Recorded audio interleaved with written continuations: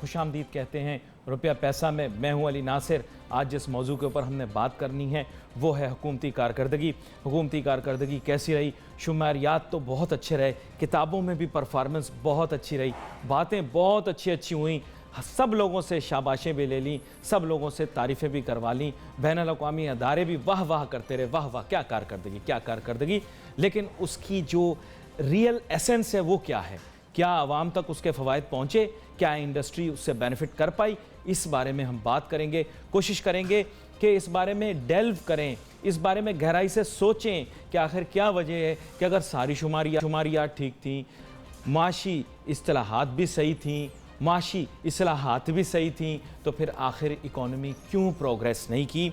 हम कोशिश करेंगे इस बारे में बात करें और ये भी जानने की कोशिश करें कि खाली ये जो शुमारियात का गोरख धंधा है ये कब बंद होगा और रियलिस्टिकली कब मुल्क तरक्की करेगा। ये सर्टिफिकेट्स और सर्टिफिकेशंस की हमें ज़रूरत नहीं है। We want to see real industrialisation, we want to see real economic progress. मेरे साथ बड़े ही अहम मेहमान आज शामिल गुफ्तगू होंगे।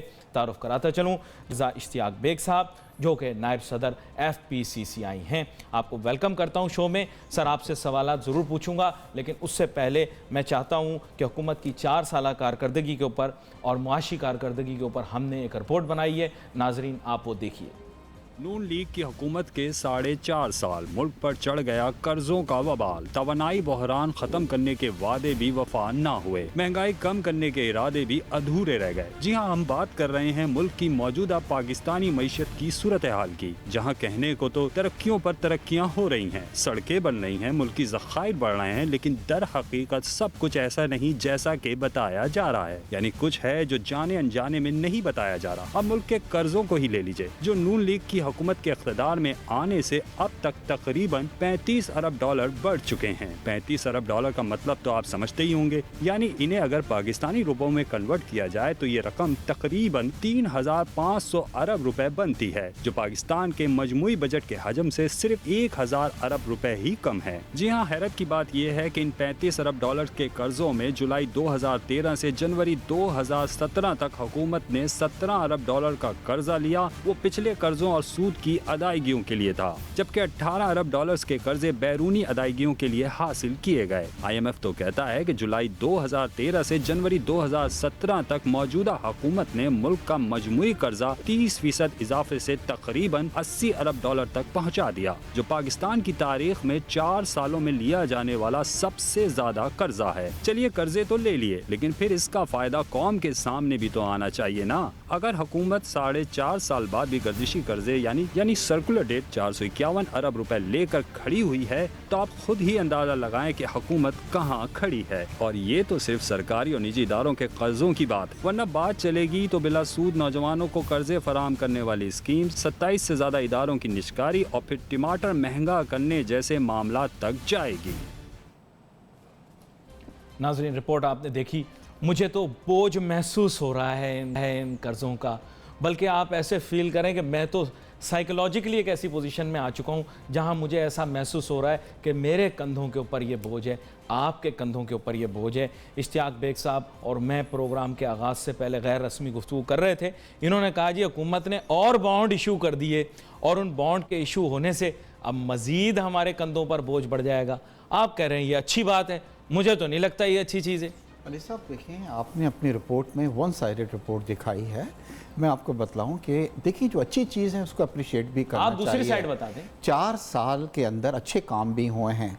GDP जो थी 9 साल के अंदर जो थी वो 3% से ऊपर नहीं बढ़ती थी, जो इस बार 5.6% GDP आई है और इंशाल्लाह इस साल जो है वो 6% पे आएगी। हमारा जो है इन्फ्लेशन जो था, जो डबल डिजिट के अंदर चला गया था, इस वक्त 4% के ऊपर वो है। हमारा जो डिस्काउंट रेट्स थे जो एक वक्त में 20% तक चले गए थे, वो lowest in the history of Pakistan यहाँ पे आ गए हैं। 2000 दे रहा कुछ उसका फायदा। रेवेन्यू जो 2000 अरब हम कलेक्ट करते थे आज से 4 साल पहले, अब 4000 अरब हम जो है वो कलेक्ट कर रहे हैं। दूसरी मैं आपको एक चीज़ बतलाऊं, ये चीज़ मैं नहीं कह रहा, ये ब्लूमबर्ग कह रहा है कि पाकिस्तान में इस वक्त सबसे बड़ी मिडिल क्लास जो है इमर्ज हो रही है। जो आदमी पहले साइकिल चलाता था मोटरसाइकिल पे आ गया है, जो मोटरसाइकिल चलाता है वो छोटी गाड़ियां उन्होंने ले ली हैं। फ्रिजेस को देख लीजिए, टेलीविजन को ले लीजिए, ये सब मिडिल क्लास आ रही है। मिडिल क्लास जो होती है ये वो आपकी किसी बातों से इकोनॉमी मुझे की मुशर्रफ साहब की बातें याद आना शुरू हो गई। नहीं, मुशर्रफ की नहीं, मुशर्रफ के वक्त में तो हम लोड शेडिंग का शिकार हो गए थे। हम 1% जीडीपी हमारी लूज हो रही थी because of the energy crisis, and 1% GDP हम लूज कर रहे थे because of the law and order situation. आज कराची के लोग जो हैं जिसका सुख का सांस ले रहे हैं, मेरे पास रोजाना एक भत्ते की पर्ची आ जाया करती थी अली साहब, और कैसा करते थे कि अगर ये पेमेंट नहीं हुई तो आग लगा देंगे फैक्ट्री को। आज हम बगैर किसी खौफ के जो है कराची के अंदर रह रहे हैं। डोंट यू थिंक ये क्रेडिट हमको देना चाहिए हुकूमत बिल्कुल, को? पाक फौज और हुकूमत को दोनों को क्रेडिट देना चाहिए। नहीं, देखिए ना, फौज तो मुशर्रफ के वक्त में भी थी, पीपीपी के वक्त में भी थी, और रेंजर्स भी थे। नवाज शरीफ गवर्नमेंट ने ये एक्शन लिया जिसकी वजह से हालात सही हुए। चलें, ये अहम बात है, मैं इस बारे में आपसे मजीद गुफ्तगू करूँ। मुझे एक छोटी सी ब्रेक लेनी है। Let's take a short break.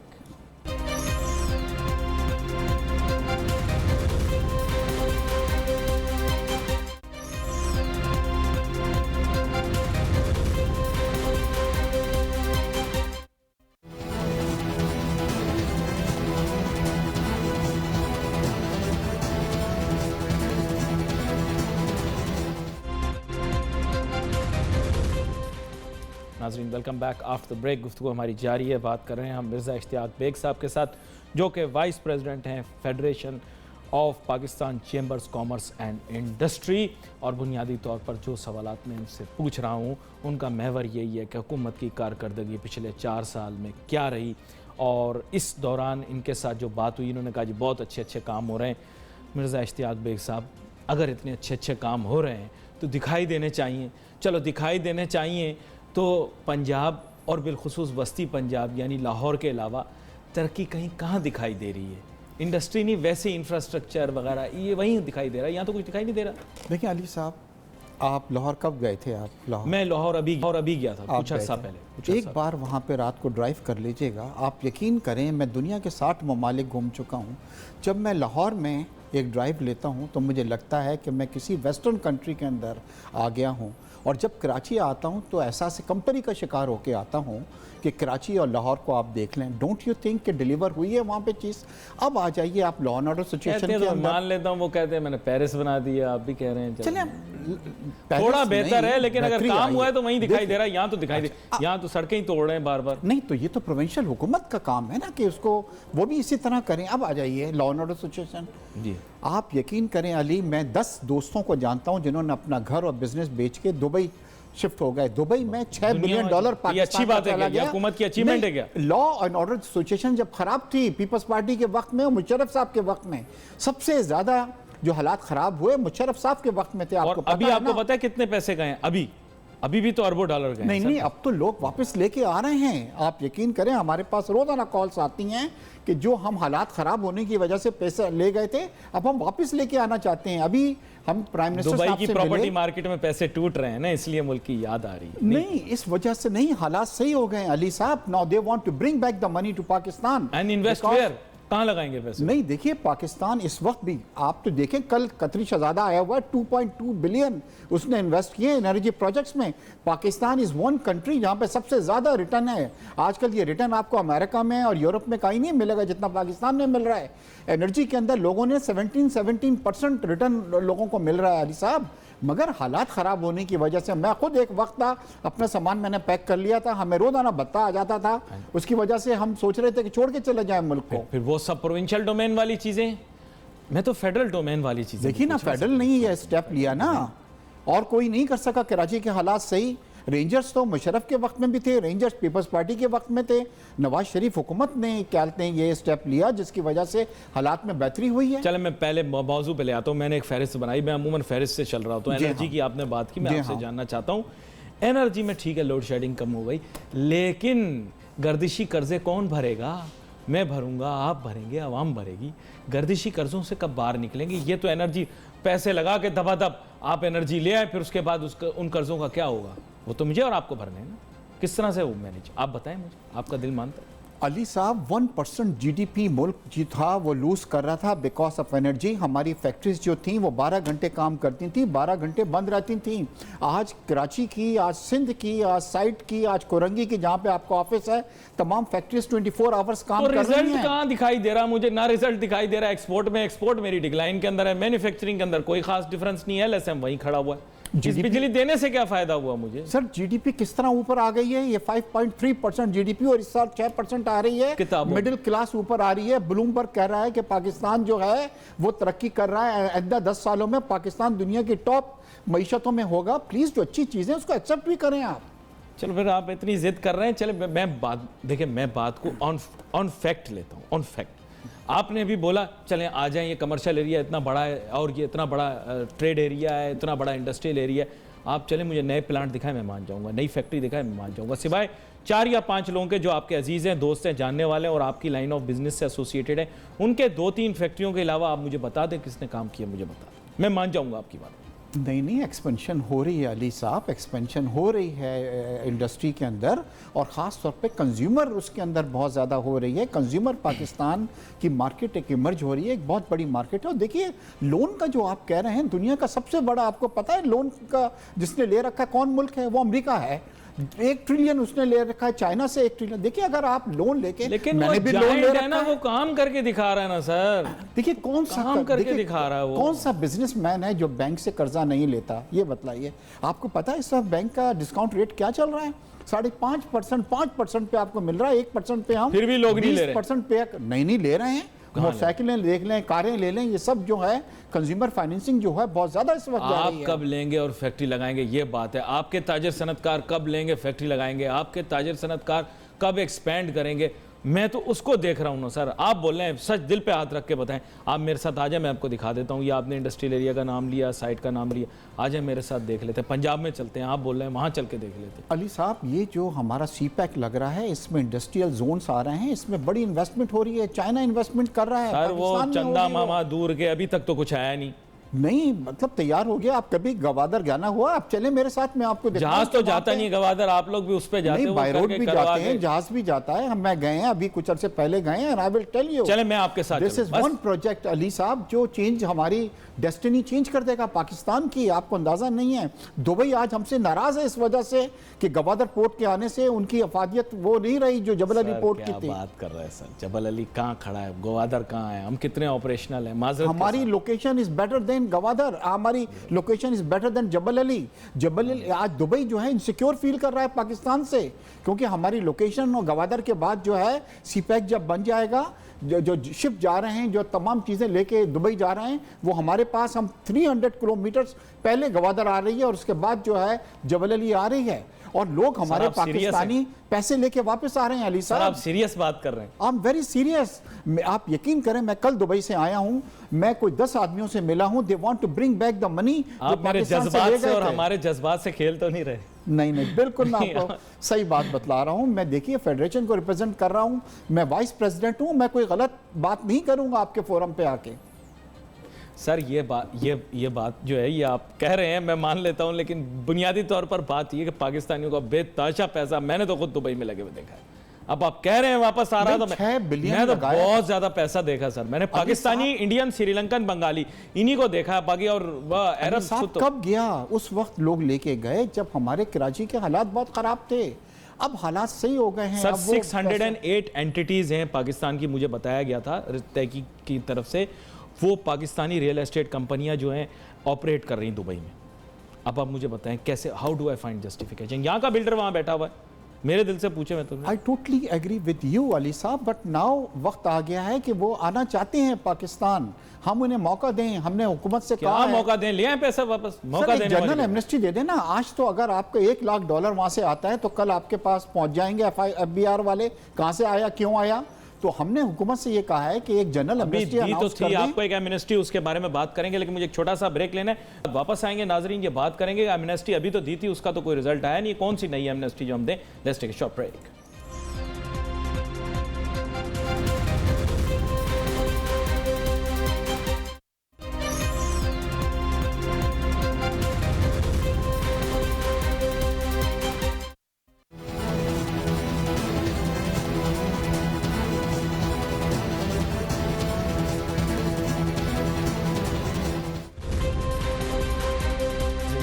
After the break गुफ्तगू हमारी जारी है। बात कर रहे हैं जनाब मिर्ज़ा इश्तियाक बेग साहब के साथ, जो कि वाइस प्रेसिडेंट FPCCI हैं। ब्रेक पर जाने से पहले उन्होंने एमनेस्टी स्कीम की बात की।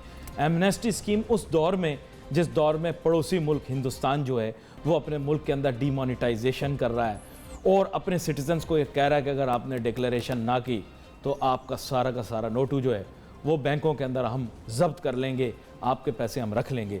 जनाब इश्तियाक साहब, आप उस दौर में बात कर रहे हैं जब रेगुलर पॉलिसी ये चल रही है कि एमनेस्टी नहीं सख्ती, एमनेस्टी माजी की चीज़ है, अब चीज़ है मुल्क के लिए पैसे वापस लेकर आओ। देखिए अली साहब, थोड़ी सी कंसिडरेशन ये रखें, आप कराची में रहते हैं, आपने वो वक्त देखा है यहाँ पे कि लोगों ने अपनी फैमिली जो थी वो शिफ्ट कर दी थी, बिज़नेस बेच के, घर बेच के अपना सरमाया जो था बाहर ले गए, पाकिस्तान से बाहर ले गए थे।